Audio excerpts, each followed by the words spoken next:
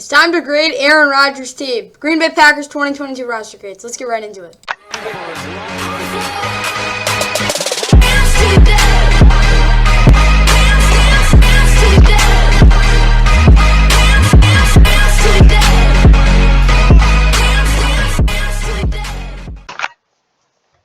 And what's going on, guys? Welcome back to the Fun NFL. Hope you like and subscribe. Hope you guys enjoy. Get into the news really quick. Sandra Douglas Morgan, first NFL president for the Raiders, but first black woman as well. Sam Acho basically said that the Cowboys aren't really Super Bowl contenders yet. See what the roster grade says. Of course, I got to do a lot of other stuff too. Tyreek Hill is ready to go. Tyreek Hill is ready to go out for his new quarterback and more quotes of the week. So yeah, Tua obviously isn't great, but I don't think he's that bad. And I think Tyreek Hill is doing the right thing. Okay, let's get right into the roster grades. Here we go.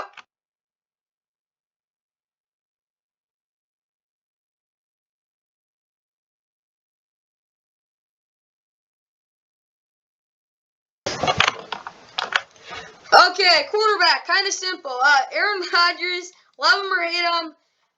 Think he's weird or he's crazy or he's the most talented quarterback ever, which he is. He's at worst the third best quarterback in the league, arguably the best. Got Jordan Love, of course, the first round pick. Whole debacle about him. Jordan Love's the backup. He's not the worst guy in the world you want to have as backup, but he did not look good at start. And who's Danny Edling? I guess he was a 2018 7th round pick. I've never heard of this dude. All I know is they got Aaron Rodgers. Okay, for quarterback, Aaron Rodgers, A+. Nothing more to be said. He's top 5. What did I say? Third best quarterback at worst. Arguably first. There's nothing much more to say. Running back time. Aaron Jones, arguably number 1 running back, of course. He puts up ridiculous stuff every week when he really gets a shot. A.J. Dillon, best, probably other than Kareem Hunt, best backup in the NFL. As well as that, he can really get it going on the ground, which is huge. And even Kylan Hill. Kylan Hill showed a lot. Patrick Taylor, not the greatest guy. He has shown potential out of the backfield in terms of catching it. But other than that, there isn't really much there. But the depth isn't bad. Of course, like I said, Aaron Jones, A.J. Dillon, they split carries last year. We get Aaron Jones' stats really quick. He was still productive, 4.7 yards per carry, 4 touchdowns on 800 yards, 171 yards attempt. And then we go to I'll check out the receiving yards really quick.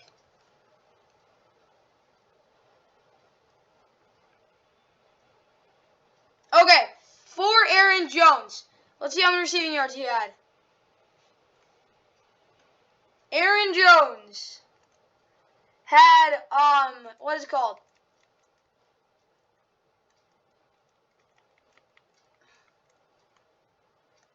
That wasn't him. Aaron Jones in 15 games had 412 receiving yards, over almost 2,000 total yards. He had 10 total touchdowns. And then we look at A.J. Dillon. A.J. Dillon was good as well. Look at him. 803 yards, 5 touchdowns. Of course, he's not a great receiving back. He did show some potential there. He had 310 yards receiving. I mean, that's after the catch. He had 313 yards on 34 catches and 2 touchdowns. Aaron Jones had 52 for 391 and 6 touchdowns. So, obviously, Aaron Jones is more receiving back. They're both very versatile. Number 1 backs overall. Really good running back room. Okay, running back room. I said they got a top 5 duo, maybe top 5, top 10, arguably. Duo at the running back position. Then you got Kylan Hill and Patrick Taylor Jr. behind him. Not the worst back in this world. I'll give him an A-. Of course, Aaron Rodgers is not bad. I forgot to put the points down as usual. 30 out of 30. 19.33 out of 20. That's fair. Wide receiver time. Okay, for the wide receivers. Allen Lazard, not the number 1 guy, but he is productive when he's out there. Good slot. 40 catches, 539. He did have 8 touchdowns. You got to remember that.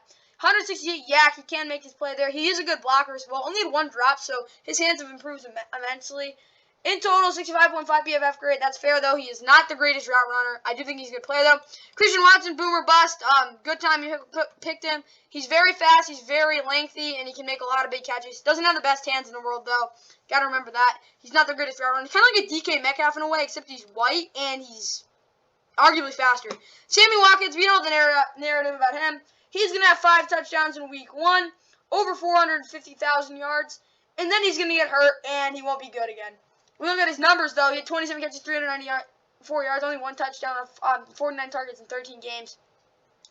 He had a 55.1 catch percentage, which obviously isn't great. Only 94 yak yards and 6 drops and 12.24 attempts. He's obviously never really had that great hands. He did have a 49-yard catch. Longest play for the Ravens last year, 66.3 PFF grade. Randall Cobb, great in the red zone, good slot. Amari Rodgers wasn't great last year, but he has shown potential. And the rest of these dudes are bums. Overall, I got Rico Gafford, dude. Want to know Rico Gafford's actually really fast. But other than that, this is a very interesting receiving room. Okay, I'm not going to overreact and put them in D tier because there's many people who do think this is a D tier receiving room. Because even if with Devontae Adams, he was the only guy there, to be honest. I'll give him C minus. I'll be nice. But that's a weakness. They do not have a good receiving room.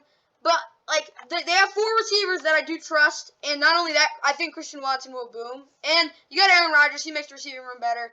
It's not going to be terrible.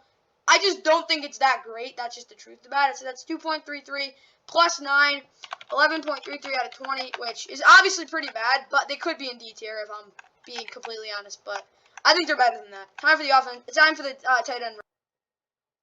Okay, tight end time. Robert Tonyan, in 8 games, he did not play that great, to be honest. Only had 18 catches for 204 yards, 2 touchdowns. Of course, tearing his ACL against the Cardinals. 62.1 catch percentage. He didn't drop a pass, though. That's really good. He had 33-yard touchdown, 54.6 PFF grade after. He's not a great run blocker, and he did catch 10 touchdowns, though. Joshua Jaguar, he's also decent, too. He had 25 catches, 245 yards, 2 touchdowns. He is a good run blocker, though. That's the difference. He only had a 58 PFF grade, though. And, of course, Mercedes Lewis. Mercedes Lewis is just an good old, reliable run-blocking tight end who is good in the red zone as well, catching passes. He's not the most explosive, I got to admit that, and he's getting up there in age, but he's still a really good run blocker. And even Tyler Davis, he's not a bad. He was not bad in the special teams department. Even when he got out there in those third down plays and even fourth down plays, he was good blocking for A.J. Dillon on those power runs. So overall, pretty good tight end room. Not gonna lie, I actually like this tight end room. I'm giving him a solid B. All those guys are capable, definitely, and of course they really just never have bad tight ends, and I do think they're better this year. Of course, with Robert Tonyan coming back, that's huge, along with the fact that Joshua Jaguar and Mercedes Lewis were both very serviceable last year. That comes out to a B for me. Good depth, just good all-around good tight end room. That's 8 plus. 3.67 is 11.67 out of 15, which is really good. Time for the offensive line. Okay, this Packers offensive line is interesting. They were still very good for Aaron Rodgers, even though they're so injured. Of course, David Bakhtiari, recovering from an ACL injury. He, what is it called? He, in 2021, he had a damage to his meniscus, in week 1 after tearing his ACL, which is not good. That's been a nagging injury ever since he tore his ACL. He did damage something in his meniscus, but he's back. He should be back, and I hope he stays healthy because when he's out there, he's probably the best left tackle in the NFL. Or my bad, second best. Yash Nijman, he wasn't great, but they've got good depth, to be honest, because they did step up. Only, a 63.2 PFF, but for a backup and what he needs to do, he wasn't bad. John Runyon's good. PFF grade doesn't say so, but he's so good in the run game. He was literally probably the reason that they had a good run game at some points in the season. Because when they needed him to be great, he was. And then, of course, they have Zach Tom, 4th-round pick. He's another good run blocker. Not great in pass protection. That's kind of the weakness here at left guard, but other than that, not the worst. Josh Myers did struggle a lot, but he was able to salvage it with some good pass protection. Of course, didn't he get hurt? Why do I think he did. Yeah, he had finger and leg injuries. Yeah, that was it. He really did struggle in the pass blocking, but he did get better at it towards the end of the season. And yeah, that's about it. Jake Hansen, when he came in, it wasn't the worst. 62.8 PFF grade for a backup. Royce Newman did struggle a little bit, but like I said, he is a good pass blocker, not a great run blocker. Kind of just imbalanced there. And then Elgton Jenkins played 8 games, tore his ACL again. They are so just not lucky with injuries. Colvin Lannon had a 60 PFF grade. He got 1% of snaps, so he's the backup as well there. And Sean Ryan, rookie wasn't he a UDFA? No, third round pick out of UCLA. Okay, Sean Ryan probably will get the starting at one point in the season. But overall, this is a very, because Elgin Jenkins is one of the best offensive linemen in the NFL. I'm not even joking. And it's got a lot of potential, and they're always good. There's nothing much more to say. Let's just hope they stay healthy.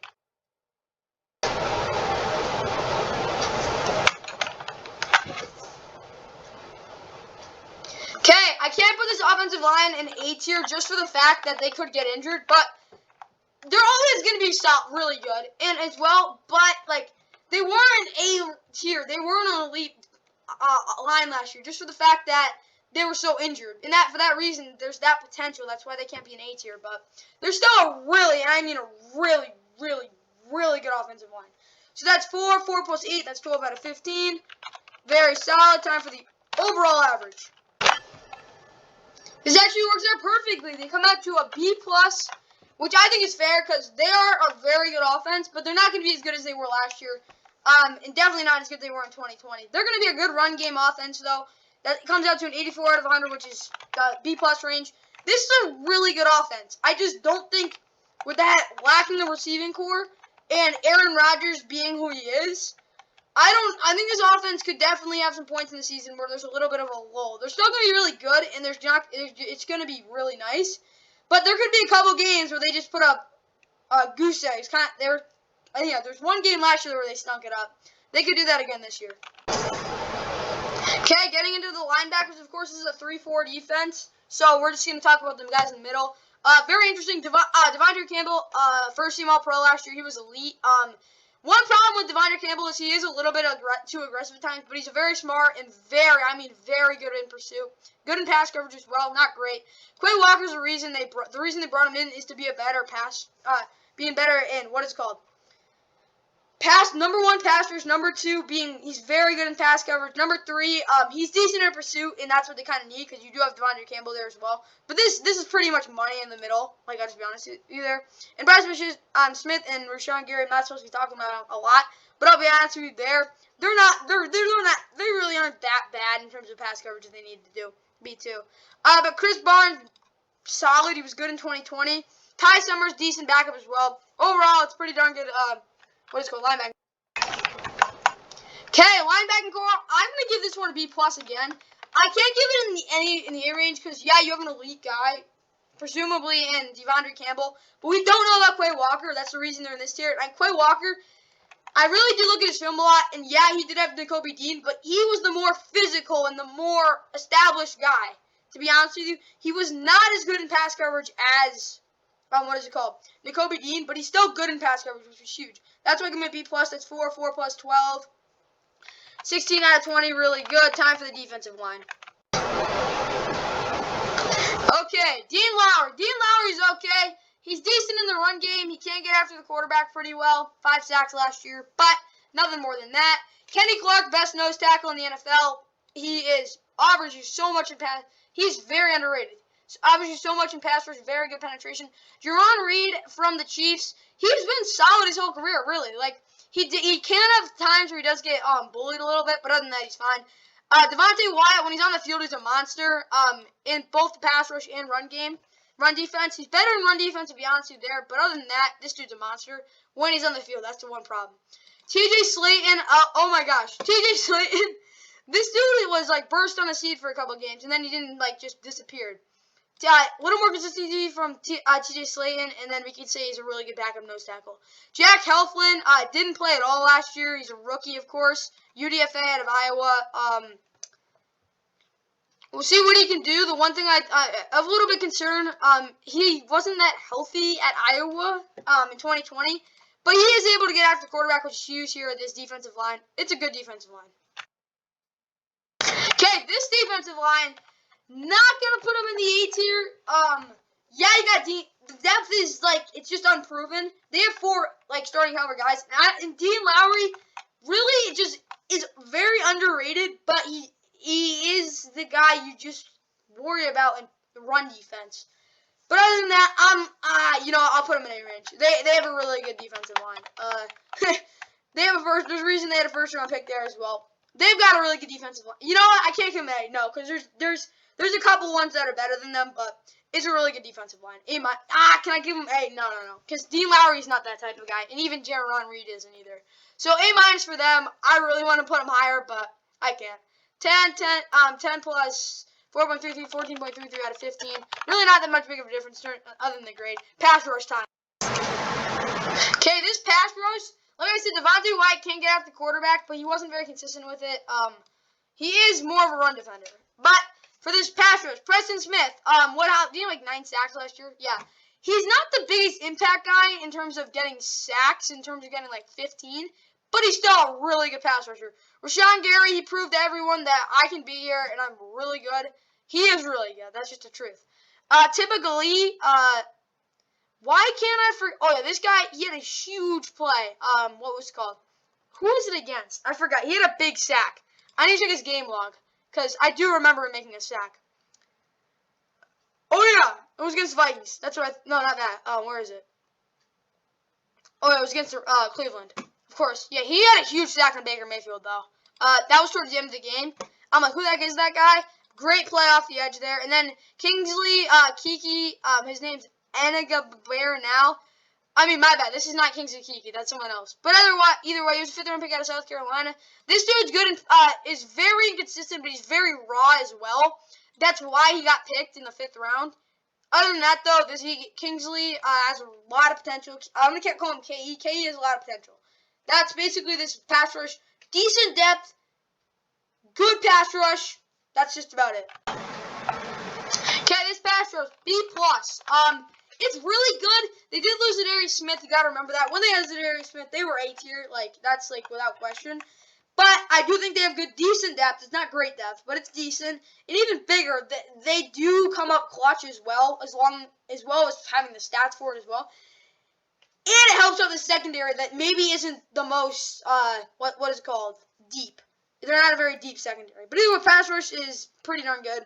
4 plus, 16, 20 out of 25. Really good. Time for the secondary time. Corner. Okay, Eric Stokes, of course, 1st round pick. He had a good rookie year for a corner. A lot of growth, a lot of inconsistent at times, but I still think he's a really good player.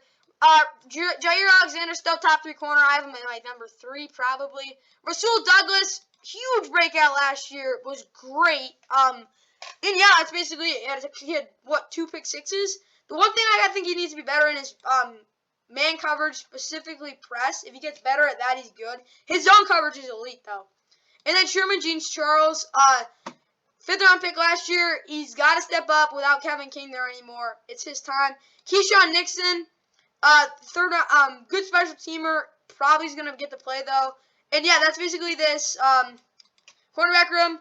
It's decent. Like, it's actually pretty darn good. But the depth needs to be better depth. Cornerback room, A-. Jair Alexander, you still got to remember, he's coming off that injury, along with the fact they don't have a ton of depth, and Eric Stokes, still a 2nd-year corner. But it's got a lot of potential with Rasul Douglas being there as well. He's money. Like, when you have him as your 3rd corner, you know you got a good secondary. They do, but I just can't give them that A+ just for the fact that they're a really good cornerback room.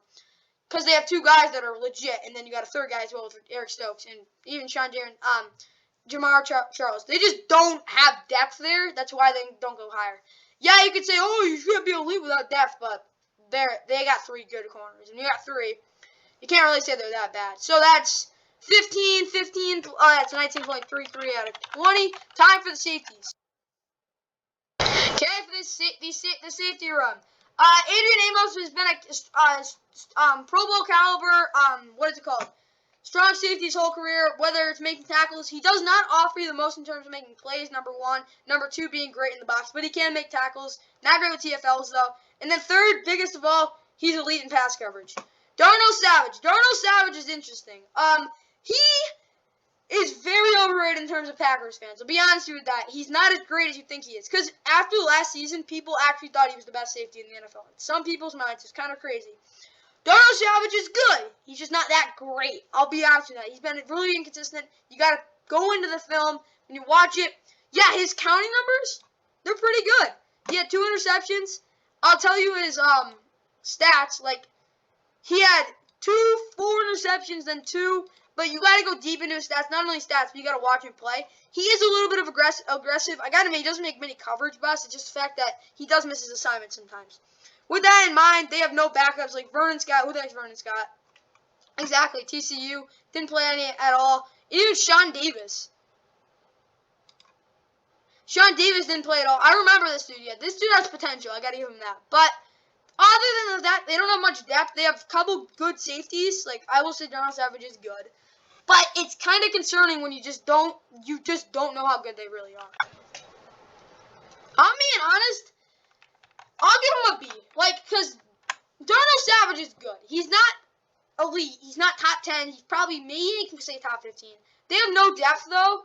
And I have to bump down a little. A B minus for them. Don't think it's that big of an issue, but you got to remember, like, I'm not that big a believer in the secondary and these safeties, but they're not bad.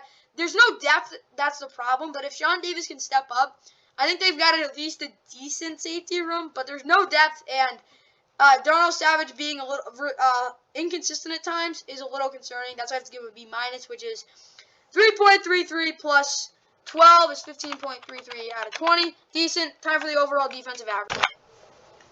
Okay.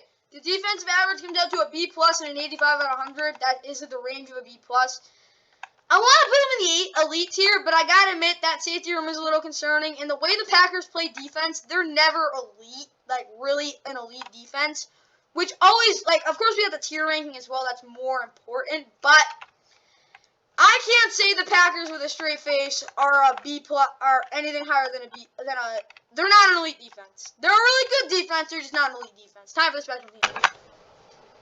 Okay, special teams is always terrible. Mason Crosby, man kicker, he's regressing. Pat O'Donnell, your average punter. Amari Rodgers is an inconsistent returner, and Steven Wirtel is a terrible long snapper. I want to put their special teams in F, but there's no way I can do that considering they just got a new defense. Rich Bisaccia is their special teams coordinator. But honestly, they're going to have bad special teams this year. I really do think so. And it's just not that great on paper as well. That's why they get a D there. D comes out to what is called? 0, 1, 2, 3, no, 5, 4, yeah, 2 plus 1.67 is 3.67 out of 10, which is pretty darn bad. Time for the depth. Okay, depth. Running back depth is like a B plus. Wide receiver depth is like a C. Offensive line, tight end depth is like an A, actually, probably you could say. And then offensive line depth, honestly, I give it a B. Offensive overall depth, B minus. Maybe you could say not B. Linebacker depth, A minus. Defensive line depth, A in a way. Pass rush depth, B. Cornerback depth, C plus. What is called safety depth, F. Overall depth, like a C. So this team's depth, I'll give them like a C plus.